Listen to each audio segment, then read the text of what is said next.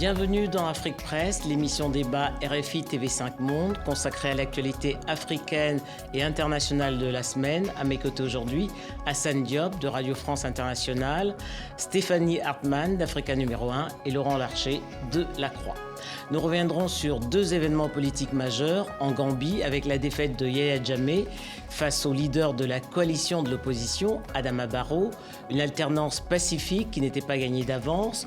Puis nous parlerons de l'Angola avec le départ annoncé d'Eduardo dos Santos. Son mandat court jusqu'en 2018, mais il a décidé de passer la main dès 2017. Deux leçons à méditer par leur père. Et pour finir, au lendemain de la décision de François Hollande de ne pas briguer de second mandat en mai 2017, une première pour un président français, que retiendra-t-on en Afrique de son quinquennat ? Avec la défaite de Yahya Jammeh, c'est une page de l'histoire politique gambienne qui se tourne. Arrivé au pouvoir en 1994 à la suite d'un coup d'État, pendant 22 ans à la tête de ce petit pays enclavé dans le Sénégal, il aura imposé un régime de terreur. Le 1er décembre, à la surprise générale, Yahya Jammeh a reconnu sa défaite et félicité son adversaire, Adama Barrow, élu avec 45% des suffrages. Le reportage de Karine Henry. C'est comme si d'un coup, leur chaîne tombait.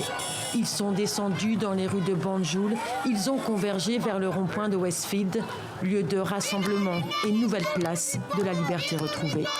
Toute une colère, une frustration retenue pendant 22 ans d'un régime extrêmement brutal. Toutes ces années, Yahya Jammeh a gouverné par la peur, arrestations, disparitions, population sous surveillance, réduite au silence, risquant à tout moment de prononcer le mot qu'il ne faut pas. Yahya Jammeh a perdu l'élection. Le président sortant n'exercera pas un 5e mandat. Les Gambiens laissent éclater leur soulagement et leur joie. Moi, je dis qu'avant, nous étions des esclaves en Gambie. Yahya Jammeh a tout détruit. Nous avons besoin de changement maintenant et nous avons besoin de bonheur. C'est une transition paisible vers la démocratie. Le monde nous regarde et nous sommes très heureux. L'annonce a fait l'effet d'un coup de tonnerre. Beaucoup pensaient le scrutin joué d'avance. Le président gambien avait probablement sous-estimé le ras-le-bol général. Au soir de sa défaite, Yahya Jammeh a fait un dernier tour de piste, quelques minutes seulement après avoir félicité son adversaire. Dans une déclaration télévisée, il a souhaité le meilleur à tous les Gambiens. Vous, Gambiens, avez parlé. Je veux vous remercier pour votre soutien pendant 22 ans. Je vous aimerai toujours. Le nouvel homme fort de Gambie, c'est donc lui, Adama Barrow, 51 ans. L'homme d'affaires qui a fait fortune dans l'immobilier fait ses premiers pas dans la politique. Il a été nommé à la tête de la coalition de l'opposition le 8 novembre dernier.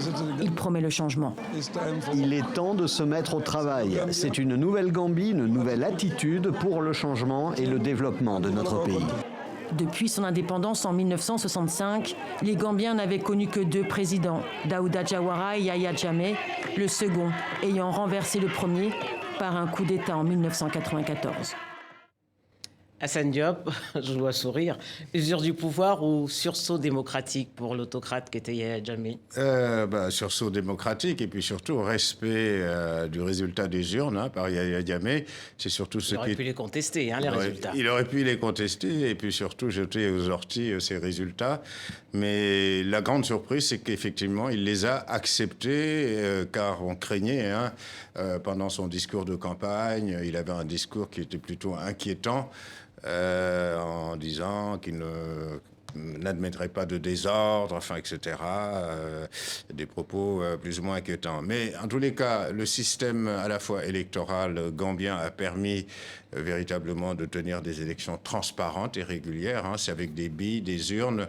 Chaque candidat a une couleur donnée. Avant, les résultats étaient donnés à l'échelon national. Désormais, les résultats, c'est bureau de vote par bureau de vote, ce qui évidemment a limité aussi la triche. Comme quoi, donc, on a respecté le vœu du peuple qui a souhaité ce changement politique à la tête de la Gambie, et que la décision, donc la plus importante, effectivement, c'est que Yahya Jammeh a admis sa défaite, car il faut rappeler qu'encore récemment, il avait fait réprimer réprimé des manifestations dans la rue. Il avait envoyé en prison un opposant qui est mort en prison. Il avait envoyé un journaliste dont on ignore le sort en prison également. 3 imams qui ont disparu. Des disparitions. Enfin, il s'était livré véritablement à des décisions de dictateurs, tout bonnement. Alors, son départ, effectivement, est à saluer. Alors, je ne sais pas qu'est-ce qui a conduit Yahya Jammeh à jeter l'éponge. Alors, d'aucuns disent, notamment au Sénégal voisin, on reviendra sans doute sur les relations houleuses entre Jammeh et le Sénégal pendant ses 22 ans de règne. Au Sénégal, on dit qu'il y a peut-être aussi un paramètre mystique, car on sait que ce monsieur prétend pouvoir soigner le sida, il se balade toujours avec son Coran, incante toujours Dieu, a même fait de la Gambie une république islamique en 2015. Voilà. Mais effectivement, c'est un bon point de plus pour l'Afrique de l'Ouest en termes d'alternance et de changement de pouvoir par les urnes. C'est vrai, Laurent Larcher, avec le cas gambien, l'Afrique de l'Ouest, depuis les conférences nationales, à l'exception du Togo, a connu des alternances. Hein. C'est un modèle sur le continent. En tout cas, c'est une alternance réussie qu'on peut saluer, en tout cas quand on est attaché à la démocratie, bien entendu. Moi, j'ajouterais 2 choses pour le cas qui nous occupe là. D'abord, ça a créé quand même une immense surprise. Et la surprise dit quelque chose aussi de ce régime. Et tous les observateurs s'attendaient à ce que Yahya Jammeh soit à nouveau reconduit dans ses fonctions. L'écart de voix est très faible, 19 000 voix. Oui.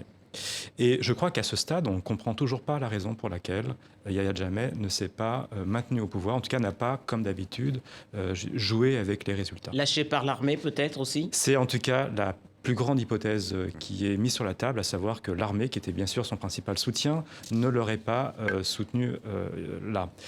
Et ensuite, je voudrais faire deux remarques. Une victoire, une transition démocratique, elle réussit lorsque le scrutin, comme vous l'avez si bien dit, est respecté, quand l'opposition s'unit derrière un candidat. Oui, mais on a vu au Gabon, scrutin à un tour, coalition de l'opposition, mais le résultat n'était pas celui-là. Oui, parce que le scrutin n'est pas transparent. Et là, paramètre de la transparence.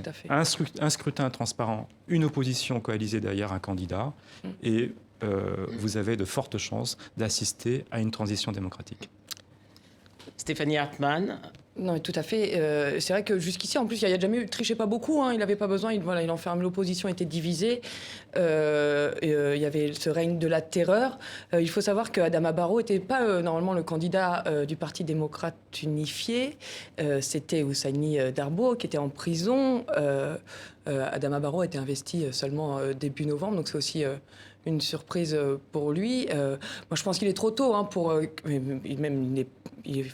on a tort de qualifier Yahya Jammeh de grand démocrate, en tout cas de l'auréoler de ce côté démocrate, parce que selon nos informations, quand même, c'est effectivement, il était parti pour envoyer l'armée qui n'a pas voulu descendre dans la rue, en tout cas réprimer, et effectivement, après 22 ans de règne, les conditions de sa reddition sont mystérieuses, voire mystiques, et je suis pas sûre que ce soit une leçon de démocratie, quoi. Il a plutôt été contraint et forcé, en tout cas, d'accepter sa défaite.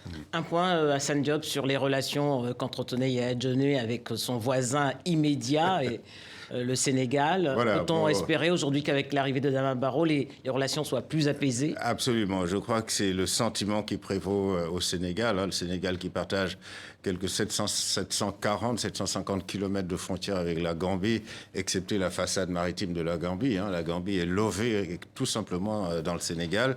Et d'ailleurs, les nouvelles autorités élues de Gambie ne veulent pas que Yahya Jammeh retourne dans son village qui est frontalier du Sénégal, parce qu'on le soupçonne de préparer de mauvais coups et d'avoir stocké des armes afin éventuellement de se donner les moyens, avec les liens qu'il entretenait, notamment avec les séparatistes casamançais, de faire un mauvais coup.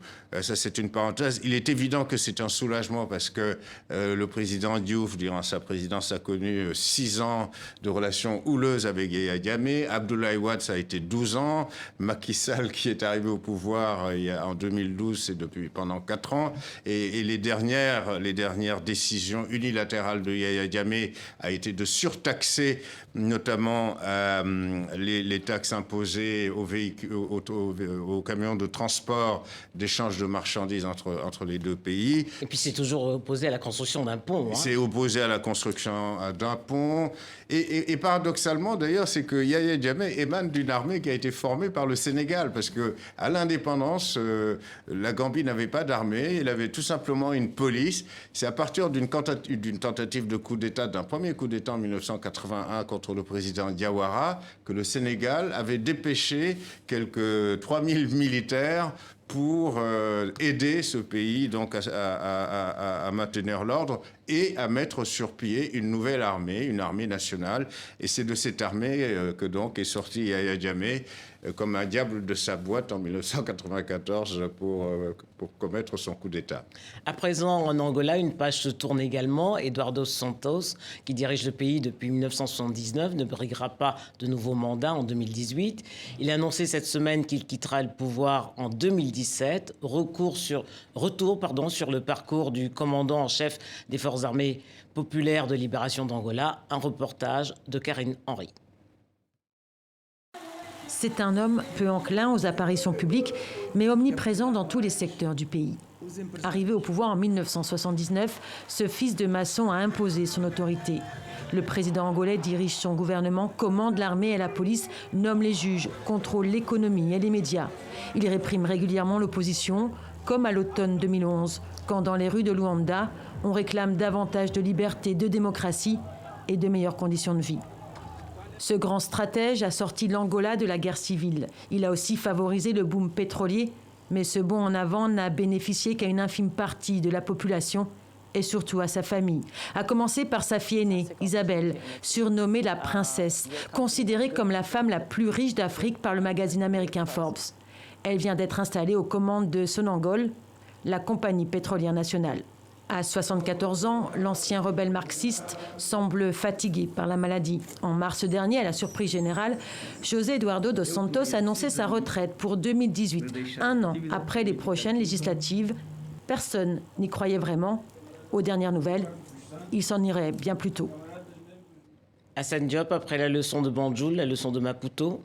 C'est pas vraiment une leçon à Maputo, parce que M. Eduardo dos Santos, je pense qu'il y a l'usure du pouvoir, il y a ses problèmes de santé, il y a la situation économique du pays qui n'est pas très très brillante.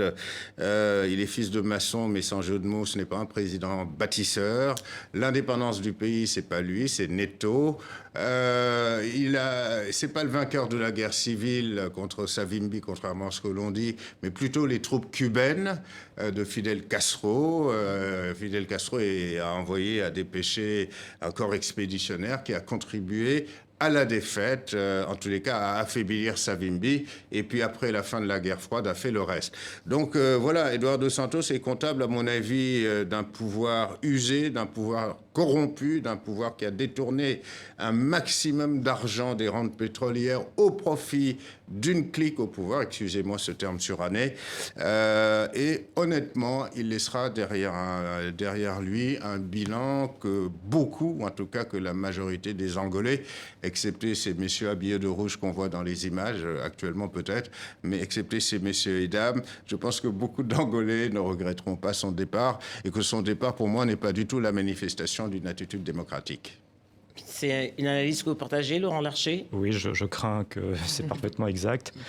On n'a pas ici le geste d'un grand démocrate, mais le geste, je dirais, d'un autocrate qui, se sentant fatigué, on dit qu'il est atteint d'un cancer, prépare au fond sa succession. On assiste quand même peut-être à une page qui se tourne de ces chefs d'État issus... Qui s'accrochent.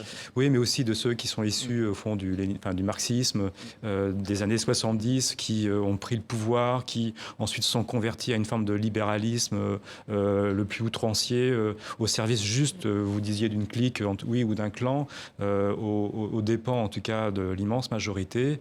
Et là, on a peut-être le début de toutes ces... Mais il n'est pas le seul sur le continent, de ces grands doyens, si je peux dire, qui vont rendre la main. Voilà. Alors, contraint et forcé. Lui, par la maladie. Stéphanie Hartmann, malgré tout, c'est une élection ouverte qui se profile en Angola, très affaiblie par la disparition de Savimbi. Est-ce que l'UNITA a des chances de conquérir le pouvoir? Élection ouverte, je ne sais pas. En tout cas, le départ annoncé de Dos Santos annonce un changement de visage, pas une alternance, à mon avis. Le MPLA est toujours en force, et vu les conditions du règne, de domination du MPLA sur l'Angola, je pense qu'il est toujours en force et il y a de grandes chances que le MPLA remporte les élections législatives prochaines. Il faut savoir que le président est issu, c'est le président du parti qui remporte les législatives, qui est désigné président de l'Angola. Donc il y a de grandes chances que ce soit le MPLA. Alors ce serait donc le successeur, je crois que c'est le samedi 10 décembre que le remplaçant à la tête du MPLA de José Eduardo dos Santos doit être désigné. Ça doit être Monsieur Lourenço, si je ne me trompe pas, qui était actuellement ministre de la Défense, donc qui prendrait les rênes du coup si le MPLA remportait les élections législatives, qui deviendrait président de l'Angola l'année prochaine. Hassan Diop, vous voulez ajouter un commentaire? Il a raison, Stéphanie l'a précisé, le système électoral de la désignation du chef de l'État est indirect, donc c'est effectivement le parti qui disposera de la majorité au Parlement qui aura le choix de désigner le chef de l'État. Et je doute qu'à ce stade, l'UNITA ait les moyens, y compris d'ailleurs les moyens matériels, de faire campagne à travers tout le pays pour, conquérir la majorité parlementaire. Et puis, quid aussi, après le départ de M. Dos Santos, de ce népotisme qui a caractérisé son pouvoir. On a parlé de sa fille Isabelle, multimilliardaire qui dirige la Sonangol, mais qui a aussi un fonds d'investissement privé qui pèse des milliards. Il y a également son frère qui dirige le fonds d'investissement public qui pèse aussi des milliards. Alors, est-ce que la fin de M. Dos Santos signifiera aussi la fin des hautes positions occupées dans l'appareil économique par ses enfants? L'avenir nous le dira. L'avenir nous le dira. En dehors de ses amitiés au sein de l'internationale socialiste avec le Guinéen Alpha Condé, le Nigérien Issoufou Mamadou et le Malien Ibrahim Boubacar Keïta, à son arrivée à l'Élysée en 2012, François Hollande n'avait aucune connaissance du continent africain.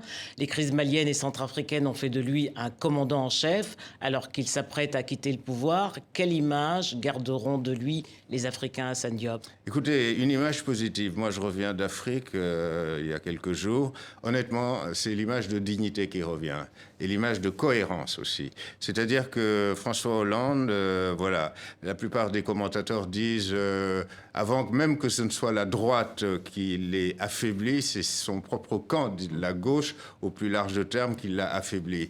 Les mots de Mélenchon, blessants, offensants, dès qu'il a pris le pouvoir, le qualifiant de capitaine de pédalo, les caricatures, les frondeurs également de son camp, qui voulait coûte que coûte combattre des idéaux surannés sur la manière de gérer entre social-démocratie, socialisme ou libéralisme, etc., qui se sont fourvoyés, mais à chaque fois, c'est François Hollande qui a été crucifié.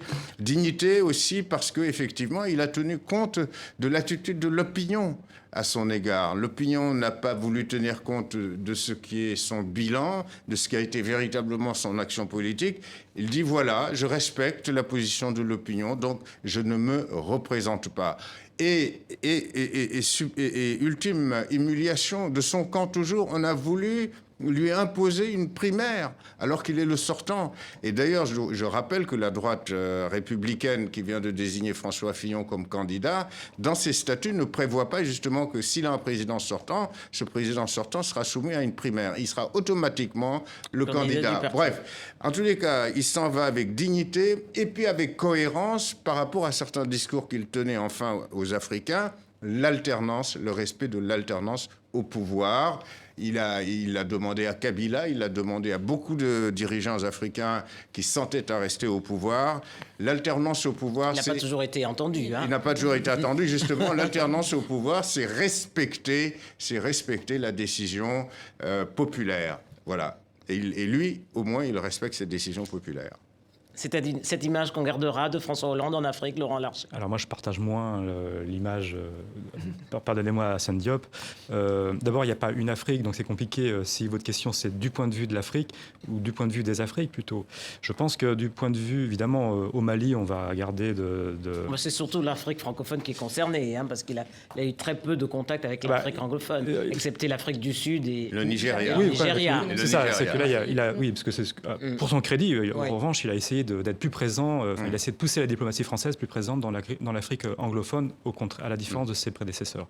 Mais ensuite, je suis pas sûr que les démocrates africains vont garder une grande image de François Hollande. J'ai plutôt l'impression qu'ils vont être très déçus entre les promesses du début, son discours sur la France-Afrique, sa rupture avec les procédés de l'ancien temps, avec cette manière de recevoir, disait-il, des dictateurs à l'Élysée. Ça, bien entendu, ça avait soulevé, je crois, du point de vue des démocrates, mais au Tchad, au Gabon, au Congo, un grand élan d'adhésion, et puis patatras. Tout s'écroule très rapidement. Et là, je dirais, Hollande africain, c'est Hollande... En fait, il a fait comme les autres. Mais pour danser le tango de la démocratie, il faut être à deux. Je vais passer la parole à Stéphanie Hartmann. Merci. Mais non, moi je crois qu'il y a un paradoxe. François Hollande, vous l'avez dit, pas connaisseur de l'Afrique. C'est pas quelqu'un qui avait des réseaux France-africains, faut le dire, vraiment. Et malgré tout, il va être le président français par lequel l'armée française a fait un retour en masse sur le continent, et Nicolas Sarkozy sera celui qui aura pas vraiment parti parce que les bases militaires françaises étaient toujours présentes. Tout à fait. Et voilà, il y avait des grands discours aussi sur l'alternance la France-Afrique. Il a eu le Congo, le Gabon, le Congo-Brazzaville, le Gabon, où alors même si lui, en tant que président, a eu des dépositions, il y a des députés socialistes, il y a des propos de Manuel Valls, Premier ministre également, qui sont venus contredire cette politique. Donc le paradoxe pour moi, François Hollande, c'est qu'il y a des bonnes intentions au début et que finalement la méthode fait qu'à la fin, le bilan est pas terrible, même si... Je suis d'accord avec vous, il ne faut pas toujours parler de politique africaine de la France non plus. Voilà. Et puis, c'est vrai qu'on peut lui reprocher ses relations avec Idriss Déby, mais Idriss Déby a été un allié fondamental, un allié militaire pour combattre le terrorisme au Mali, où les troupes tchadiennes ont payé le prix du sang. C'est vrai que Idriss Déby n'est pas du tout recommandable aux yeux des critères démocratiques que l'on peut avoir ici en Occident, mais il n'empêche que ça a été le meilleur allié militaire français. Réel politique, alors. Voilà, et dans les circonstances qui angoissent tout le monde, le terrorisme qui frappe aussi bien à Paris qu'à Bamako, qu'à N'Djamena, sans parler de ce nord-est du Nigeria meurtri par Boko Haram. Laurent Larcher, dernier rendez-vous en terre africaine pour François Hollande, ce sera le sommet Afrique-France de Bamako qui se tient début janvier, le 27e sommet, dont le thème est partenariat pour la paix et l'émergence. Que faut-il en attendre ? Écoutez, pas grand-chose, parce que c'est un président partant. Comment voulez-vous établir quelque chose de sérieux et pour l'avenir avec une personnalité qui va partir, avec une administration qui va changer, et on annonce un changement quand même assez important au mois de mai. Et puis, ça sera plutôt, je pense, l'occasion pour l'Afrique, une partie de l'Afrique francophone, de le remercier sans doute de son intervention au Mali. Et en Centrafrique ? Alors là, même si le bilan n'est pas celui qu'on espérait. Oui, là, pour moi, le bilan est même très contestable, en tout cas très discutable. Évidemment, dans le storytelling de l'Élysée, on présente ça comme une opération extrêmement bien réussie, mais quand on connaît la Centrafrique, on voit bien qu'elle n'a pas résolu tous les problèmes, et les foyers de guerre sont toujours malheureusement présents dans son pays. Assane Diop, au sommet d'Antananarivo, au sommet de la francophonie, François Hollande a eu ses propos en parlant de la francophonie. C'est un choix, une chance et une promesse. C'est la première fois qu'on entend un président français, depuis Jacques Chirac, s'engager autant pour soutenir cette institution. Non, je crois honnêtement, très franchement, que sur le plan de la politique étrangère de François Hollande, l'Afrique tiendra une place très importante. L'Afrique a tenu une place très importante. Et je pense qu'il y a aussi même presque une approche affective. On sait qu'il entretient des relations maintenant très étroites avec un certain nombre de dirigeants. Et voilà, je veux dire, c'est une approche du cœur, c'est une approche, une certaine forme de générosité. Et parfois, évidemment, une approche politique, pragmatique, militaire, contestable sur certains points, mais globalement, pour moi, le bilan de sa politique, de son quinquennat, unique quinquennat, concernant l'Afrique aura été positif, même si beaucoup d'intellectuels africains, piqués par le nationalisme, souvent d'ailleurs assez un nationalisme vain. Qu'est-ce qu'on aurait fait si, par exemple, la France n'était pas intervenue au Mali pour stopper l'avancée des djihadistes vers Bamako? Il reste Kidal. Hein, voilà, il reste Kidal, d'accord. Mais enfin, c'est quand même quasiment... c'est tout le territoire malien qui a été ainsi sauvé. C'est vrai qu'en Centrafrique, Sangaris n'a pas pu ramener totalement la paix, mais les 12 000 casques bleus de l'ONU sont toujours à la peine. On peut tout de même reconnaître peut-être que Sangaris aura limité les tueries de masse qui se profilaient dans ce pays. Ce sera le mot de la fin. Merci à Assane Diop de Radio France Internationale, à Stéphanie Hertmann d'Africa numéro 1 et à Laurent Larcher de La Croix. Vous pouvez réécouter et revoir cette émission sur les sites de RFI et de TV5 Monde.